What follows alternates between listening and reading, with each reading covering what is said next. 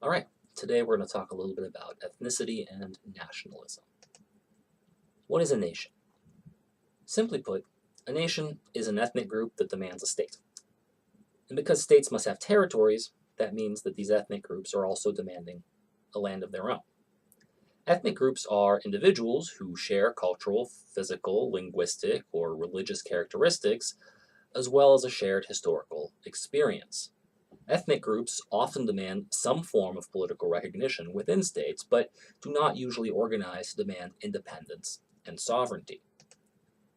The line between an ethnic group and a nation is admittedly often blurry. How many people in an ethnic group have to want independence for them to become a nation or be defined as a nation? For example, before the creation of Israel, there were divisions in the Jewish community about whether Jews should aspire to be a nation or whether Jews should, in some sense, remain an ethnic group. Of course, they didn't put it that way, but that was the real question. Should Jews seek to found a state in the land of Israel, or should they remain minorities, either distinct from or assimilated to the nations where the diaspora had settled? Sometimes granting nation status to an ethnic group is pretty politically controversial. If you refer to the Kurds as a nation, be prepared for political pushback from Turks, Iranians, or Syrians, or Iraqis who take this designation as a threat to their territorial integrity. Remember, nations want to self-govern, and to do that they need a land. But since all land is generally claimed by one state or another, let's leave Antarctica out of it for now, what that means is that they're going to have to take that land from someone else. And so those ethnic groups or nations who rule that land are naturally a little bit sensitive when you start referring to groups within their countries as nations. So nationalism, which is to say the movement to make political borders more or less coextensive with people sharing a nationality, is a pretty recent phenomenon. It appears in the early 19th century and arguably comes out of the experience of the French Revolution. And nationalism poses a really deadly challenge to multi-ethnic, multi-confessional, that means multi-religious, states like the Austro-Hungarian Empire, the Ottoman Empire, and later to the British and French empires. As you might have gathered, these states are no longer states. These empires are no longer empires. Now, historians differ on how and why this idea of nationalism spread. In the 1700s, almost no one really thought that their language or culture had any political significance whatsoever. The idea that people who spoke the same language should be part of the same country or governed by the same state wasn't even on anyone's radar. The idea that there were Germans or French speakers existed, of course, and people understood that some people spoke different languages, but these people were separated into different political regimes with local dialects and often very different cultural practices. French people in Brittany and Normandy had very little in common ultimately with French people from the south of France. But by 1918, at the Conference of Versailles, which concluded World War I, US President Woodrow Wilson was proposing that the borders of Europe, and to some degree the borders of the rest of the world, should be redrawn according to expressly national criteria. By 1939, large numbers of people saw the world as a life and death struggle for survival between different nations. In World War II, you can say that nations went to war. Prior to that, arguably, states went to war. Historians differ on how and why this idea of nationalism spread. Was nationalism an organically spread idea like democracy or freedom, where every time it was explained to them, people just said, well, yeah, this is what we want. We want nationalism. We think this is a great idea. Or was nationalism a kind of tool for different political entrepreneurs competing with one another for political power to use and shape to destabilize their opponents by claiming, for example, that nationhood, rather than religion or personal feudal obligation, was the basis for ultimate political legitimacy. Basically, on this view, nationalism is a kind of political weapon that some elites wielded against other elites, traditional elites, and to successful effect. So as a result, we can distinguish different theories of nationalism.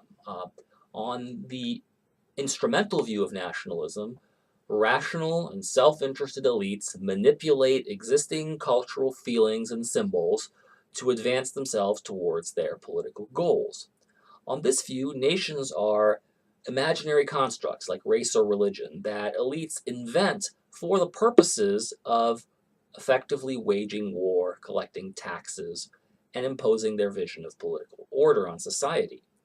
It's of course easier to conscript people and raise taxes when you can convince those people who are being taxed and conscripted, that they are making sacrifices for some noble and greater purpose. But there's another view, somewhat less cynical. Let's call it constructivism. On the constructivist view, identities are also malleable and subject to manipulation, but the construction of identity is not a one-way street from elites to the masses.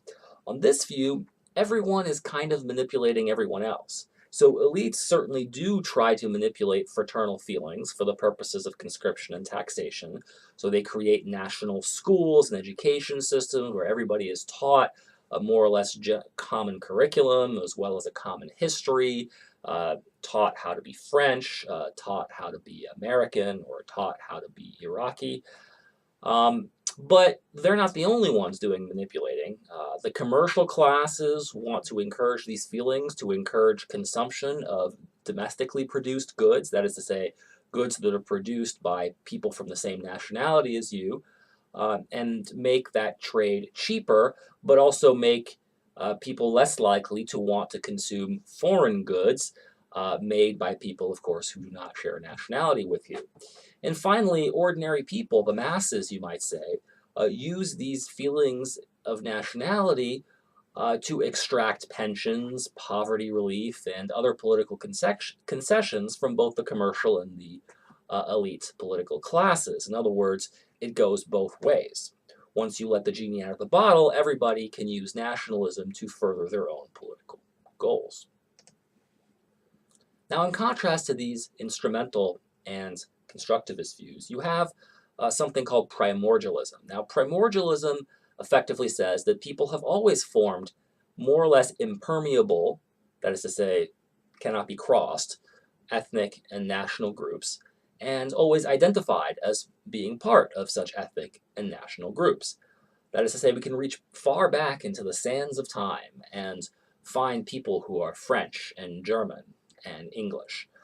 But no one really takes primordialism seriously anymore. It was taken very seriously during the 19th century and the early part of the 20th century, but today we know that people's sense of identity is rather fluid, and what features of a person are politically salient, that is to say politically important or relevant at any given time, can really vary. And if people don't always see nationality as relevant, then primordialism pretty much has to be false. And so nobody today in political science is seriously a primordialist. So although nationalism fell out of favor after the real excesses of German and Japanese imperialism or nationalist imperialism during World War II, nationalism continues to this day to exercise a very powerful pull on the imagination of people who see themselves as nationally distinct from their political community, or people who see themselves as artificially separated into multiple political communities by political and territorial borders. Let's examine a few cases here. I want to talk first about Arab nationalism. Arabs are a people who are separated into several countries. Arab nationalism was a very powerful political movement from the 1950s to the 1980s, and it's petered out a little bit since. And the idea was to bring all Arab-speaking peoples under one political unit. You'll remember, perhaps, that the Arabs were the people who, under Prophet Muhammad and his successors, starting in the 7th century AD, started in Arabia and conquered much of North Africa, much of Southern Europe, and up into Russia and even into India at times. So it created this large empire, and Arabs went and settled in all these places, and Arabic became the language of all these places. And so there is some reason to think that a lot of the peoples in these areas who still speak Arabic might well be called Arabs. One example of the political consummation of this idea was Syria and Egypt, who briefly became a single country called the United Arab Republic in the 1950s. Now, political bickering caused this country to fall apart pretty quickly, and if you look at a map, you'll see that Syria and Egypt are not, in fact, linked by land. They are separated by the Mediterranean Sea, and several other countries, including Israel and Lebanon and Jordan, stand in between Syria and Egypt. So the project may have been doomed from the start, but nonetheless, this was an expression of Arab nationalism, and the hope was that other countries, Lebanon, Jordan, Iraq perhaps, would also join in this project. Certainly many Arabs feel a long-standing sense of grievance against the countries who carved up the Middle East into these multiple countries at the end of World War I and then again at the end of World War II. Britain, France, and to a much lesser extent the United States caused the Middle East to be carved up into the countries that we know today: Syria, Egypt, Libya, Iraq, Jordan, Lebanon, Saudi Arabia. Most of these borders are not naturally occurring historical borders. Most of these borders were created by the French and the British primarily as ways of dividing up territory into administrative regions once the Ottoman Empire collapsed after World War I.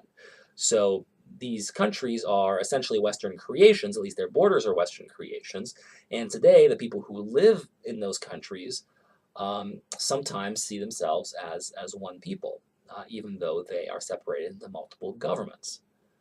Indeed, I think a lot of these people also, a lot of Arabs think that the West did this on purpose to make it easier to manipulate those countries once it became obvious that they were going to become independent. At the same time, Arab nationalism has not been terribly successful, particularly recently.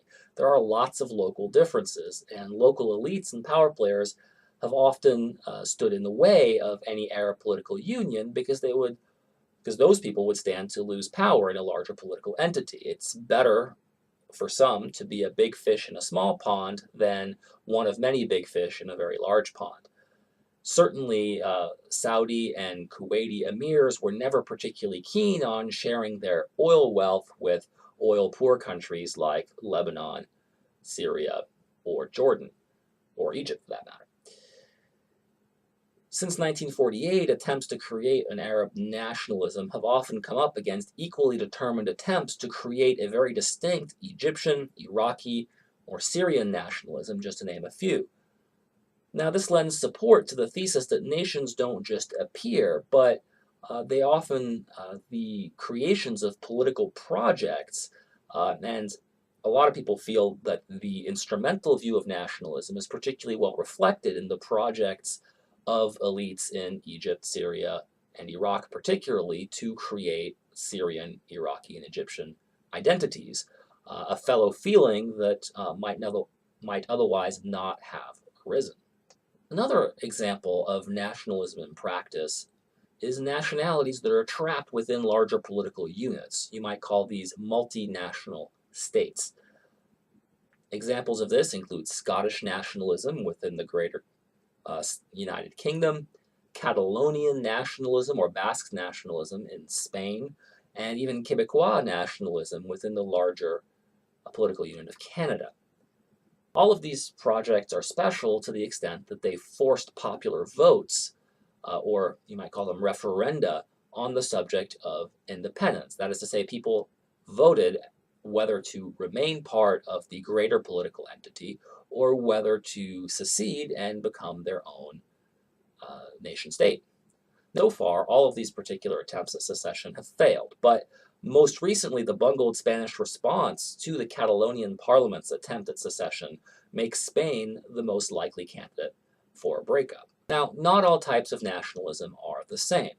Scholars have made many distinctions between different types of nationalism. I'm going to talk about two here: civic nationalism and cultural nationalism. Civic nationalism occurs in countries where the political state and territory that encompasses the people existed before national sentiment ever united the people. So you might think of France. There was a French kingdom long before there was a French people. The United States. The United States existed before the notion that its inhabitants were American, right? Americans are just Englishmen who at some point woke up and said, aha, we are now Americans. Cultural nationalism occurs in countries where Cultural nationalism, on the other hand, occurs in countries where national sentiment arose first, and then the political state and territory were carved out of another state. So you might think of Germany. German-speaking peoples were distributed all over Central Europe and into many, many city-states and principalities and small countries or small kingdoms.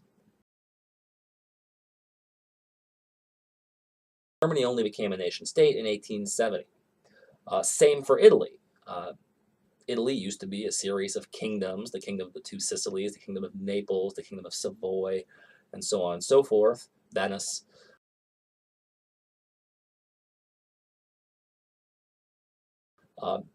And again, in 1870, 1871, Italy became united. All quote-unquote Italian-speaking peoples were united into one country, although Italy is a little bit distinct from Germany because Italian itself had to be invented. The dialects of Italian that were spoken in Sicily, Sardinia, and Piedmont were not mutually intelligible. You couldn't really understand one another if you were from these different parts of Italy. And so an education system had to be created, an Italian education system had to be created to create Italians where there really weren't Italians. Hungary might be another one of these examples of cultural nationalism, where again, Hungarian nationalism was a driving force of the breakup of the Austro-Hungarian Empire. Austria and Hungary were together, and then after World War I, they ceased to be together. Civic nationalism is usually defined by a shared set of political commitments. This view turns out to be a little bit more friendly to immigrants, since if someone wants to adopt the values and attitudes of the people, then they and their children can become part of the nation. And so this view is often associated with assimilationism, the notion that if immigrants make an effort to become part of the culture, they can be accepted as members. All that's required is that people live as members of the nation. It's also associated with this idea of jus solis, which is a Latin phrase meaning right of the soil. Jus solis, again, says that citizenship in a state, membership in a state, can be acquired if someone lives for a certain period of time or someone is born on a particular piece of territory. So the United States, of course, is the classic case of jus solis, where if you were born in the United States and you grow up in the United States, that is enough to give you American citizenship. Cultural nationalism, though, works differently. Under cultural nationalism, the nation is defined a lot more exclusively. You have to be descended from the right people, you have to be part of the right ethnic group, or at least, at the very least, marry into the right family to be part of the nation. This view tends to exclude from membership of the nation people who did not grow up as members of the nation. Those people will always be guests, and maybe their children, and their children's children. No matter how long you live in a culturally nationalist country, you will never be a part of the nation. Now, this view is associated in law with the idea of jus sanguinis, or the right of the blood. You are part of the nation because you have the right heritage, and you can almost immediately see that this is an easier jump from cultural nationalism than civic nationalism to racist nationalist ideologies like Nazism, for example. But even civic nationalism has its dark histories. Australian Aborigines had their children taken away from them by the Australian government to be raised in Australian families and assimilated to white Anglo-Australian values and cultures. The idea was that Aborigines were a backward people and they needed to be quote-unquote civilized, and this effort nearly killed Aboriginal culture in Australia. And this view is not based on the idea that to be Australian you have to have Anglo heritage. It's based on a civic nationalist view that says that if you act and adopt the values of Australians, then you become Australian. Australia, like the United States, is a settler colony. Today, scholars studying nationalism are trying to tackle important contemporary questions about how much immigration is feasible in different nation states, and by extension, how hard or how soft should our borders be? Should we literally build a wall, or is it okay to let borders be softer and people to cross them? This question, I think, is all intimately linked to the question of how multinational states, and there are many multinational states in the world, Iraq, Britain, Lebanon, Switzerland, Russia, Belgium, Canada, Nigeria, how all these states manage to survive as political units despite the fact that they have multiple nations and nationalities living within them. And the question becomes whether those states have distinct characteristics that enable them to survive even as other multinational states have failed and broken up. Sudan broke up most recently, Indonesia saw East Timor secede, Czechoslovakia just no longer exists with the Czech Republic and the Slovak Republic separating in 1992, and of course Yugoslavia, which separated in a very bloody way into Serbia, Croatia, Bosnia, and Montenegro, I think, and Macedonia. And those questions turn out to also be linked to the question of under what circumstances ethnicity becomes politically important and under what circumstances ethnicity is not politically important. As it wasn't important in the Ottoman Empire for 600 years, in Lebanon, and in many other places where ethnic heritage turned out not to be the main political divider between peoples. Thank you for listening, and if you have any questions, as always, you know how to find me.